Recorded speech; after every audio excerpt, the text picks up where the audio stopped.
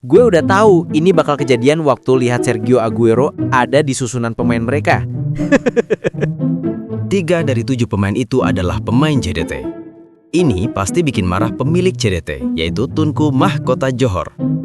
Sergio Aguero melewati jalur residensi 5 tahun. Jadi dia sebenarnya aman-aman aja. Lol. Sialan, malu-maluin banget. Penipuan terbesar dalam sepak bola Malaysia. Kecuali kalau entah gimana nanti dibatalkan. Baru aja gue sempat berharap banyak. Dibatalkan? Nggak mungkin. FIFA aja butuh 3 bulan buat nuduh mereka curang. Dan ada 7 pemain yang dituduh. Itu berarti lebih dari setengah susunan pemain utama. Malaysia punya 10 hari buat banding. Tapi kayaknya nggak bisa ngapa-ngapain lagi. Mereka beneran mikir bisa curang di level internasional. Malu banget. Salah satu kecurangan terbesar dalam sejarah mereka. Udah jelas banget kocaknya. Jumlah orang Argentina yang punya keturunan Malaysia pasti sangat-sangat sedikit. Apa kemungkinan 3 dari mereka kebetulan jadi pesepak bola profesional?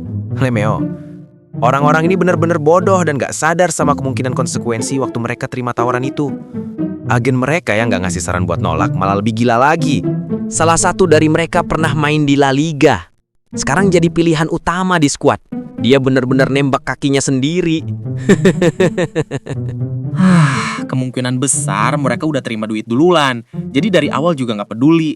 Rasanya puas banget lihat komentar di postingan lama yang mempertanyakan jumlah pemain asing. Maksud gue pemain naturalisasi di timnas kita. Orang-orang yang dulu bela praktek ini sekarang pasti ngerasa bego banget. Ini cuma solusi tambal sulam doang.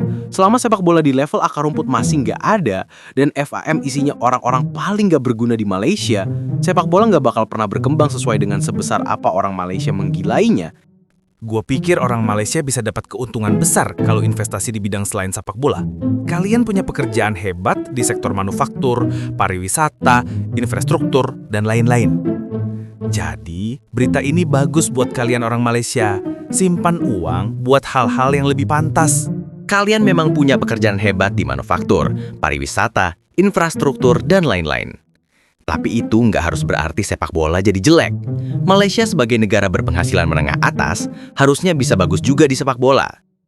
Pembinaan grassroots gagal, jadi mereka coba nutupin dengan pemain heritage.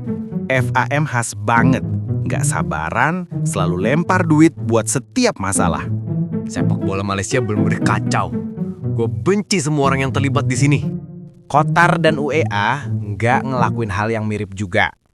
Gue yakin salah satu dari mereka ada pemain di timnya namanya Pedro.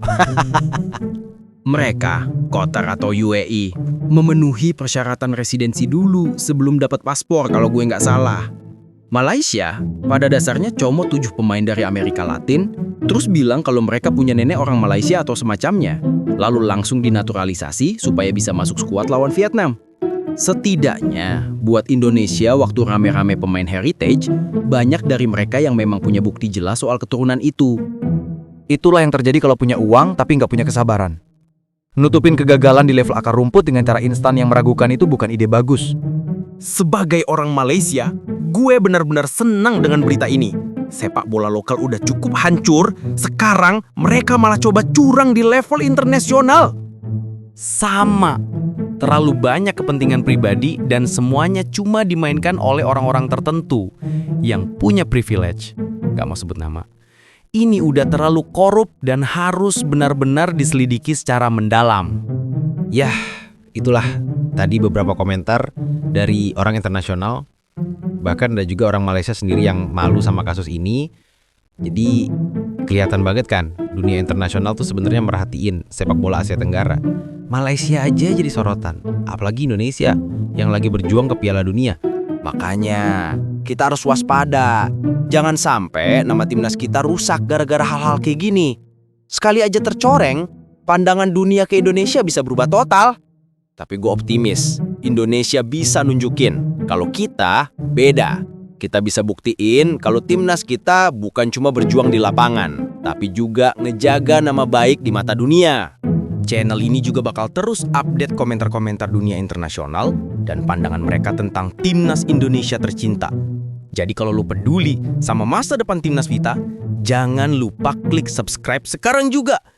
Karena dukungan lo, sekecil apapun, itu berarti banget buat perjalanan timnas kita ke panggung dunia.